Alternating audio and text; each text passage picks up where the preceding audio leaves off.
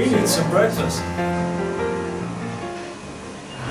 You notice how this city looks different from any other city you've ever seen. Just kidding, but at least there isn't the industrial smudge on the old buildings. Before Joanne broke her ankle, we did plenty of walking. This morning we walked back and forth along the waterfront trying to find a visitor center, giving information about two of Wellington's eminent museums. It's hard to remember, but before Joanne broke her ankle, I was the one complaining of having troubles walking. Suffered a little problem in my toe hiking up to Akuhuka Falls the other day, and it's going to need some ministration, so we stopped at a drugstore, and the nice lady provided us with this expensive pad, gel pad, which I will now administer.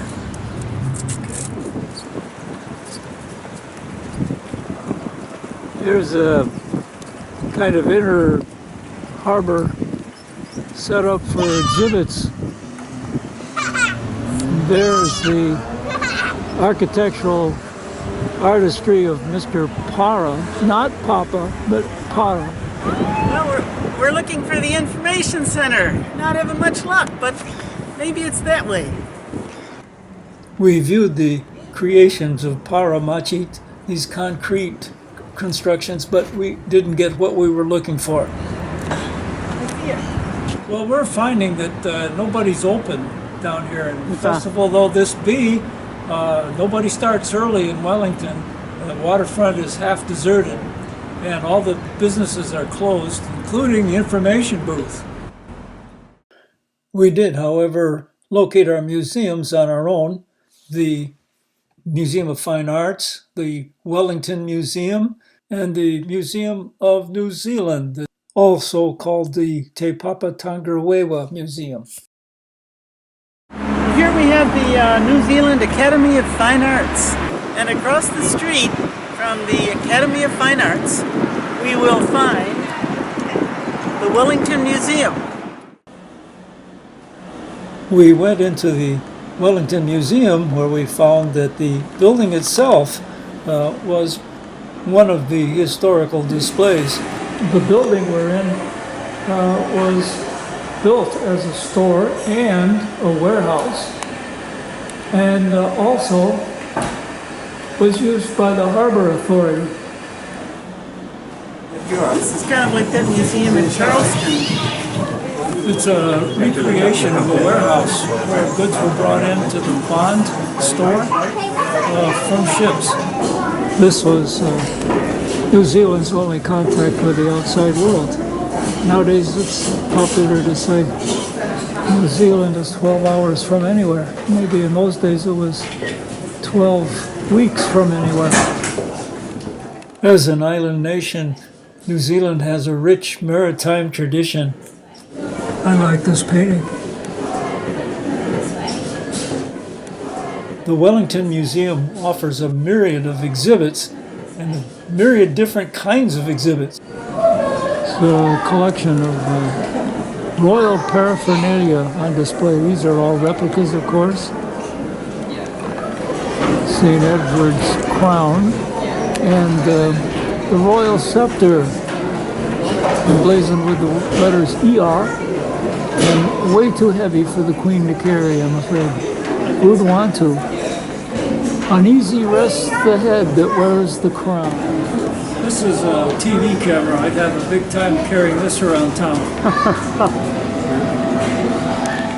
Over there is the museum we've just toured. It's great.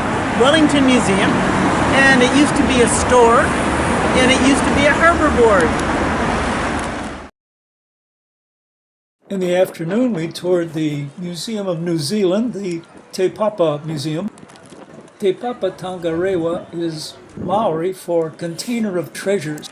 The exhibits are so many and so various, I'm going to focus on just one, the Gallipoli Memorial.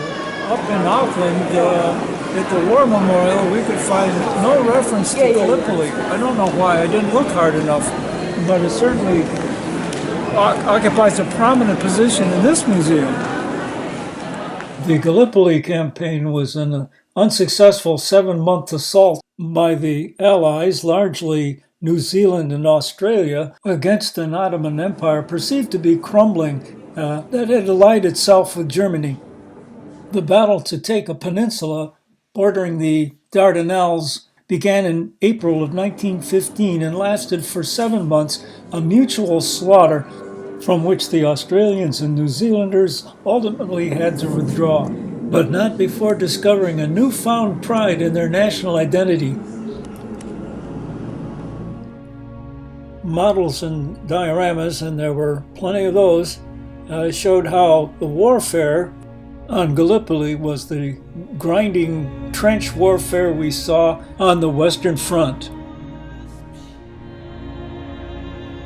Here's a model of a hospital ship. Cut away on one side to show the surgeries and wards below decks. Whoever conceived this memorial had the idea of presenting mannequins much larger than life size. The idea doesn't make sense. Making the actors bigger doesn't make the emotional impact bigger. Except that it does.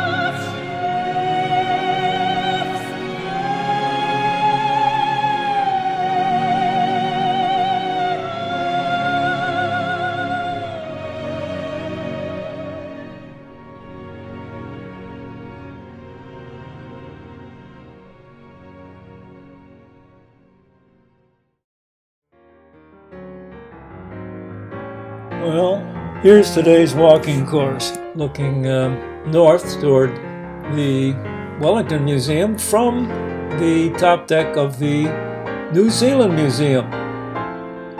It was quite a busy day for us.